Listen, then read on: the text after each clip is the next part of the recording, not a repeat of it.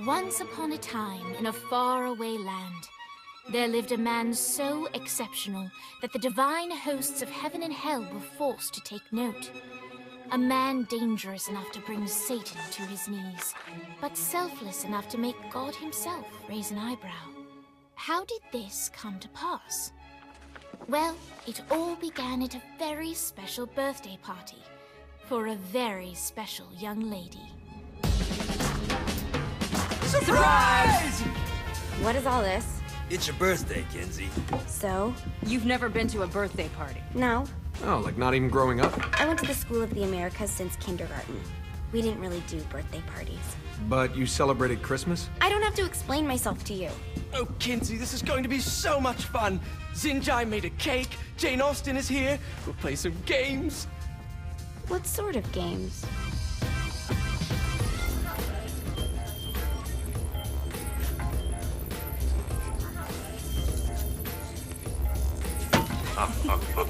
So you celebrate birthdays by trafficking with spirits? It's spooky and fun. It's a bunch of letters. It's tradition. Every slumber party has to involve a spirit board. Slumber party? How's it work? We ask it a question, and the spirit of the board will reveal the answer. How? Yeah, someone pushes the pointy thing to wherever they want. Wait. Can we go back to you and your slumber parties? No time. All right. Everyone put their hands on the cursor. Cursor. I feel the magic already. All right. Will the President/God Emperor for life ever choose a partner to reign alongside them? No. Ooh, someone's getting married. Shut up, Matt. Who will tame the president's wild heart? What are you guys trying to spell? I'm not moving it. That's the spirit, Kinsey. I'm serious. I'm not moving it either. Neither am I. Jezebel? Who the fuck is...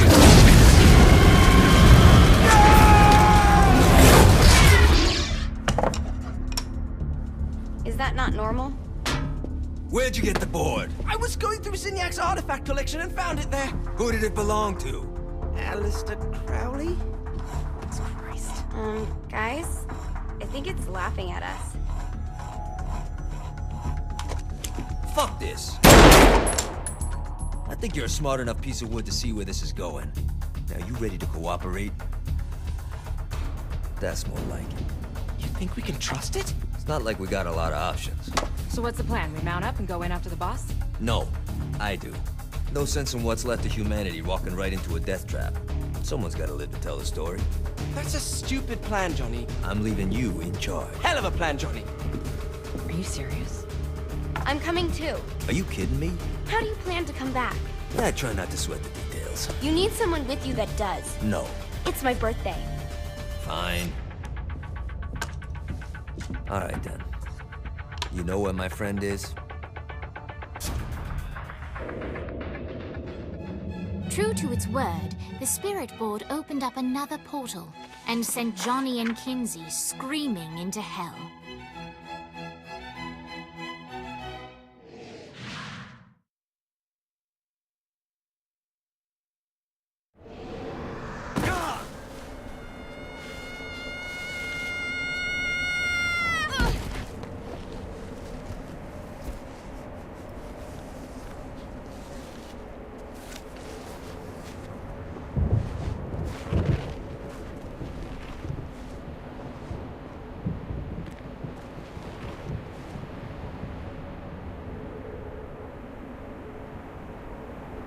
Dane Vogel. Ultor's behind this, I know it. Ultor and the Saints haven't been enemies in years. You really think he's responsible? You don't know him like I do. The boss put him through a window for a reason. The reason was the boss was kind of fucking crazy back then. That's a fair point. You know how much easier this would be if we just found a car? You know how much easier this would be if you just gave me a second? Alright. Now how are we gonna find the Ultor building? Biggest building down here, giant Ultor sign on it. I don't think this is a problem. How about that?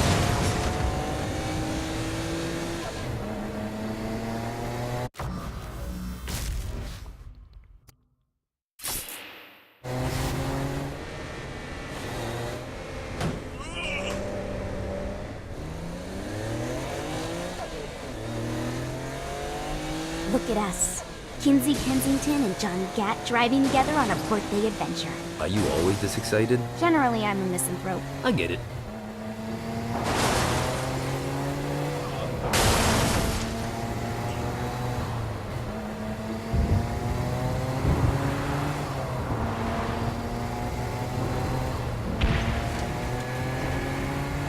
So this is hell.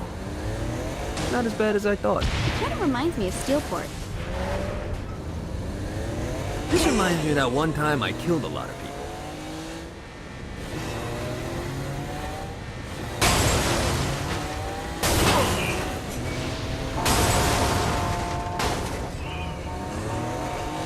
So, what's the plan? Oh yeah.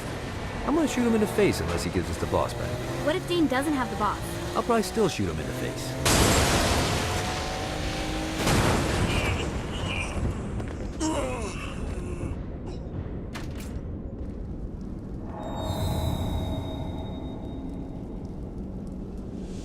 Welcome to hell. Shouldn't you have a receptionist? Such is the plight of eternal damnation. But I have a feeling you didn't come here to catch up. Let's talk in my office.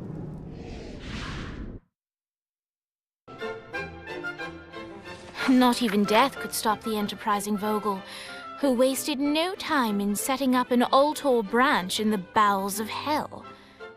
Dane was eager to fill Johnny in on the ever-shifting politics of land rights in the underworld.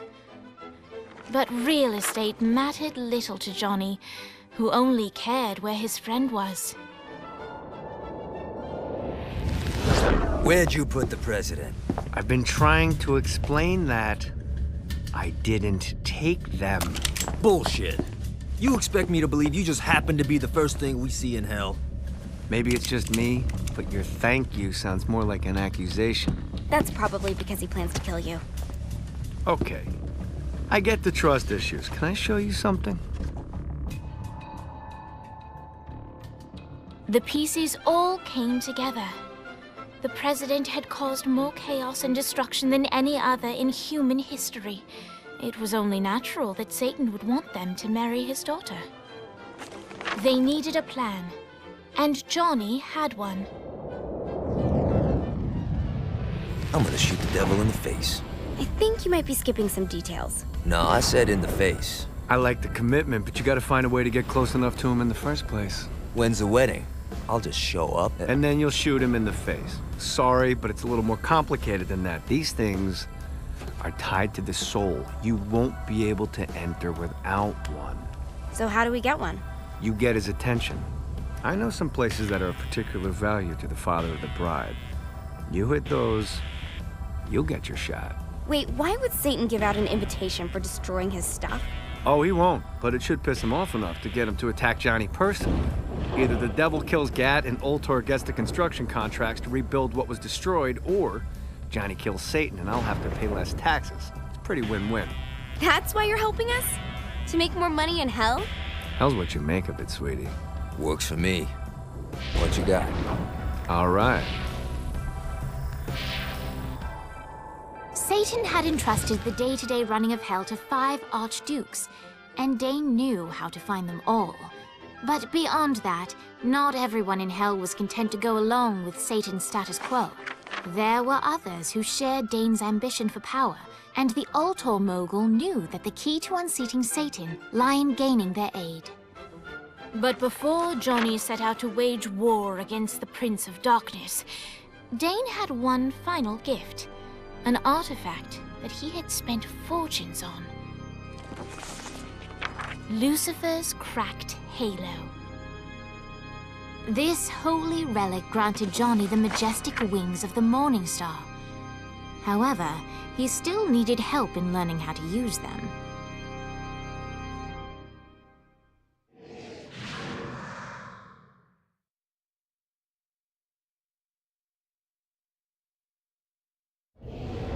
All right, you got me out in the sticks. Now what? Would it kill you to show a little excitement?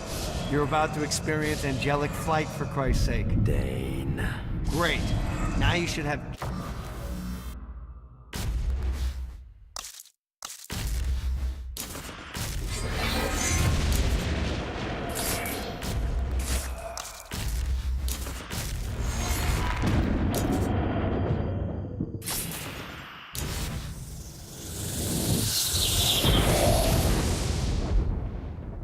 All right, let's start slow. Try to jump over to that next island. Also, the longer you charge your wings before jumping, the further you'll go.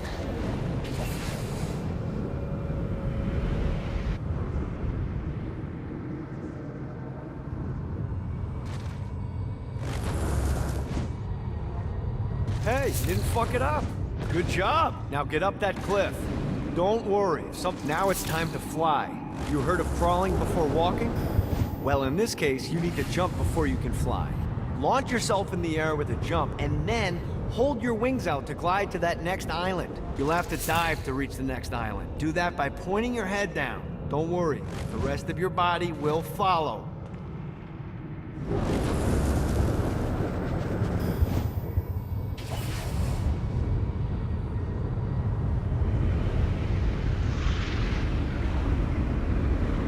I put a shiny flap orb out in front of you. Collect the orb, and your wings will flap to gain speed.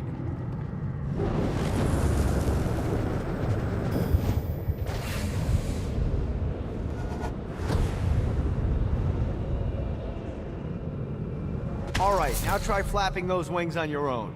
Do a flap on your way to the next island.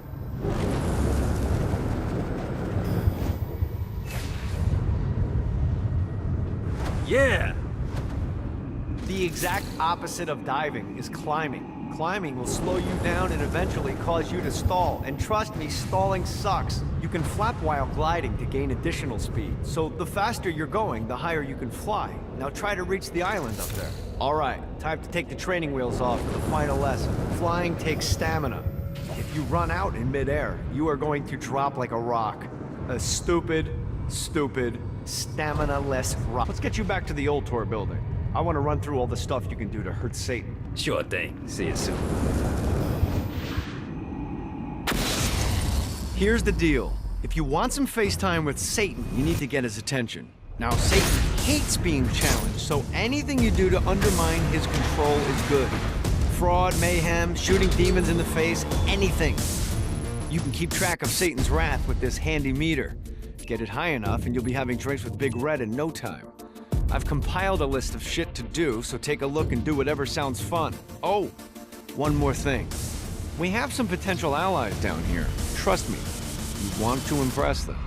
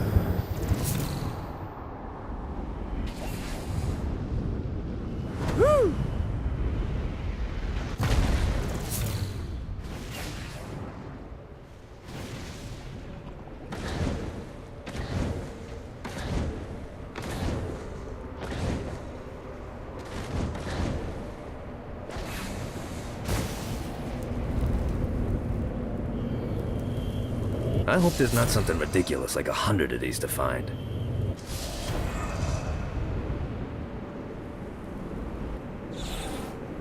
Note to self, find a way to control lightning.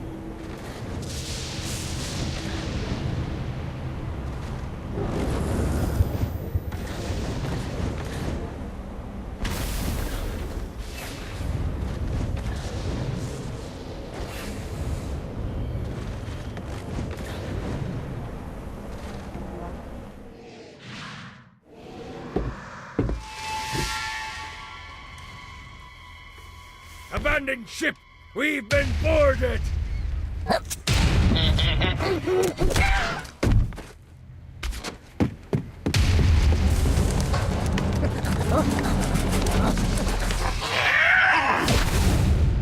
Get these damn things off my ship!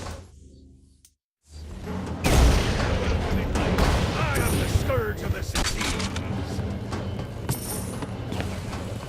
Mighty little bastard. You wanna play too?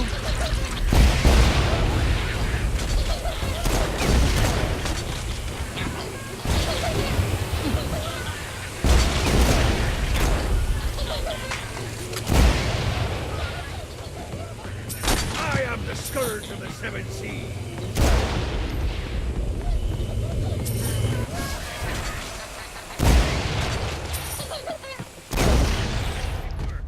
I got a bit of treasure in that chest over there. The weapon you find inside may help with our little imp problem.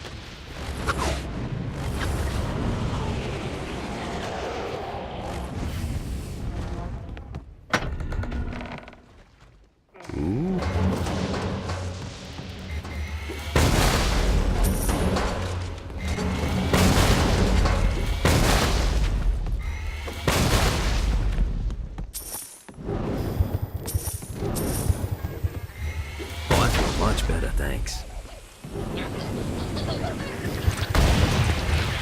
Toast to you, good sir.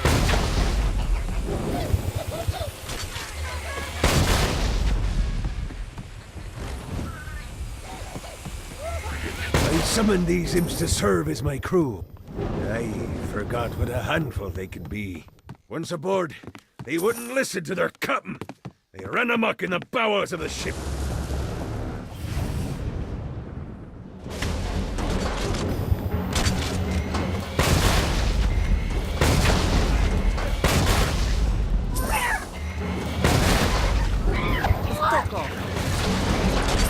Get on!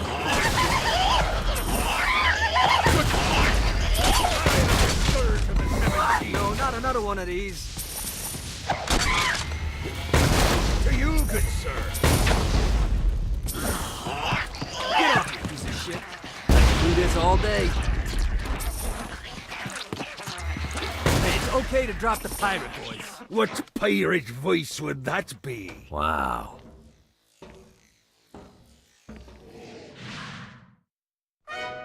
Zinyak's destruction of Earth had a profound impact on the afterlife. To heaven, it was a logistical nightmare.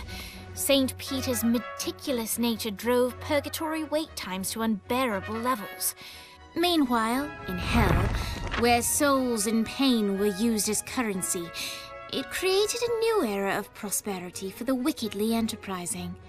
This economic boon resulted in the coffers of hell to be overflowing, which in turn piqued the interest of the most notorious man that sailed the seven seas. Long had Blackbeard been a thorn in Satan's side, robbing tax collectors on a semi-regular basis. But the promise of an immeasurable fortune drove him to be even bolder. An arrangement was reached. Blackbeard would provide information on strategic targets in exchange for a share of the profit. Johnny, who was interested in murder, not money, happily agreed.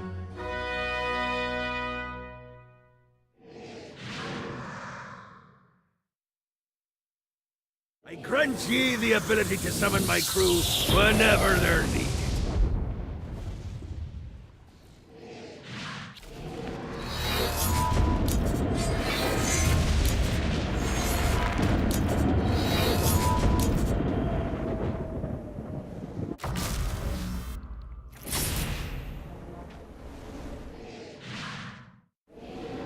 All right, matey. It's time for your lesson. Let's summon me favorite scurvy-riddled hellion, the Imp. Why don't you start off by summoning an imp to take out those enemies? There you go, matey. Now take down the other demon.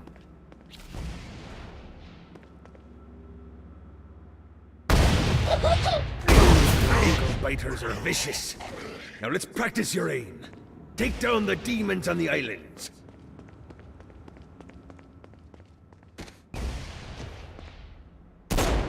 Few things are as rewarding as pressing someone into service, am I right?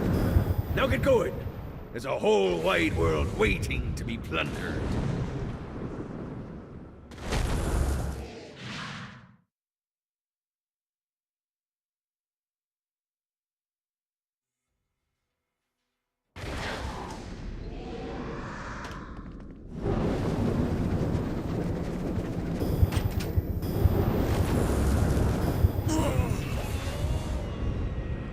God, this feels good.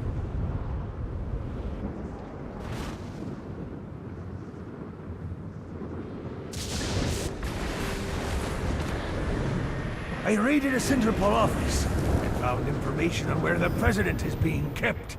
Evidently, they've been trapped in some sort of soul crystal inside Satan's palace. Breaking in is an impossibility. Your best bet to save them is to continue to try to draw Satan out of his palace.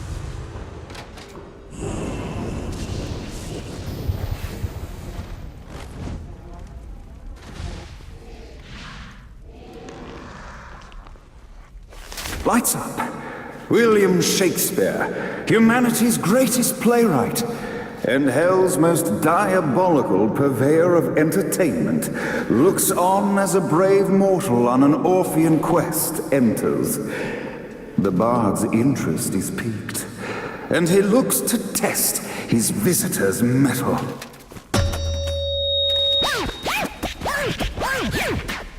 The masked tragedies were used to enemies cowering as they approached.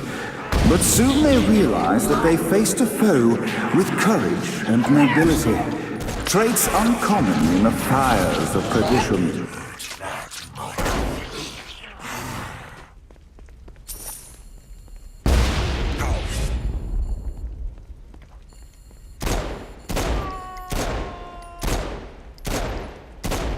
The inciting incident resolved. The time had come for rising action!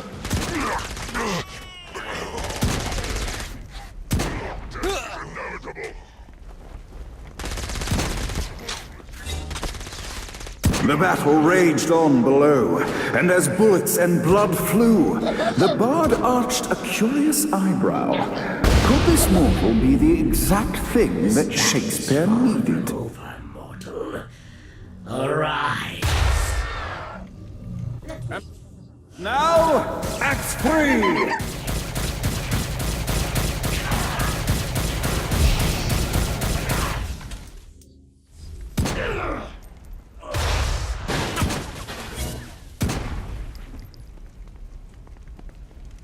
The conflict resolved. Shakespeare eagerly awaited meeting the champion that dispatched so many of his men. Undoubtedly, they were here for the bard's aid. And while happy endings were not a thing found in hell, Shakespeare always had a soft spot for comedies. In the land of the living, William Shakespeare is regarded as one of the most prolific playwrights of all time. However, to the denizens of hell, the bard is seen in a far different light. After selling his soul for fame and adoration, Shakespeare served in hell as Satan's spy master general. In doing his duty, Shakespeare would punish the souls he was investigating by forcing them to perform in grotesque passion plays for Satan's amusement. But in a Twelfth Night-esque twist, Shakespeare found himself living a double life. While he projected an image of cruelty, his heart was as soft as Jezebel's. In secret, he would tutor her on the classics and act out the works of his mortal days. When Satan found out, he cast Shakespeare out of the palace, believing that the poet would be tormented by the populace of hell, far out of Jezebel's sight. But Satan had not counted on the bard's cunning. Embracing his persona of master torturer, Shakespeare and his followers, the tragedies, took root in the entertainment district, biding their time for revenge.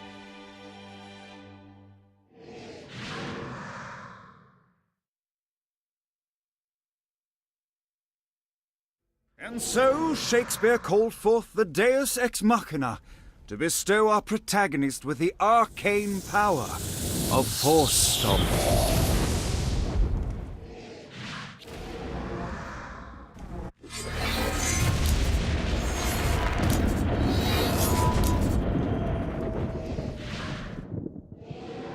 Lights up. The mortal stands in the training grounds, eager to try out his new Force Stomp power on the group of demons in front of them.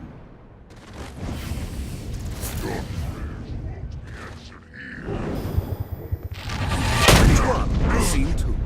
in which our protagonist kills more demons with Act 2, in which our protagonist is greeted by foul imps. Act 3, in which our protagonist learns that Force Stomp even works on flying enemies, enabling them to remove a dark imp. The day is won, and the curtain closes on our noble hero.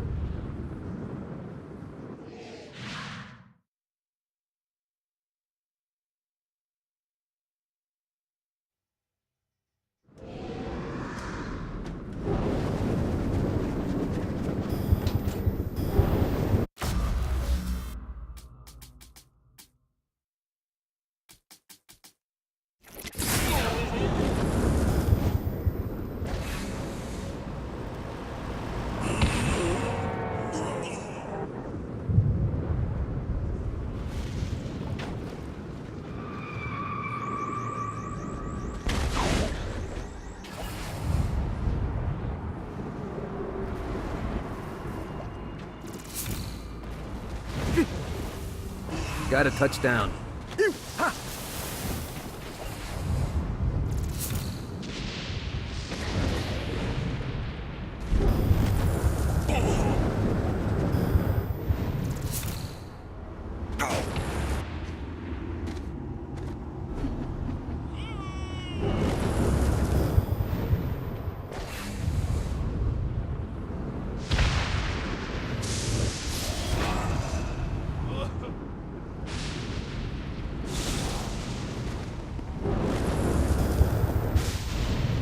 Got it.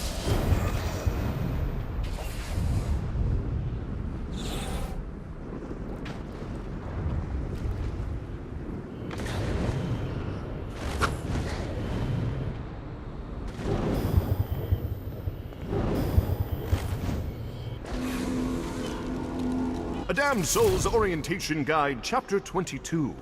The Spires. Our aerial defenses are a precious commodity and are only to be deployed upon angelic threat.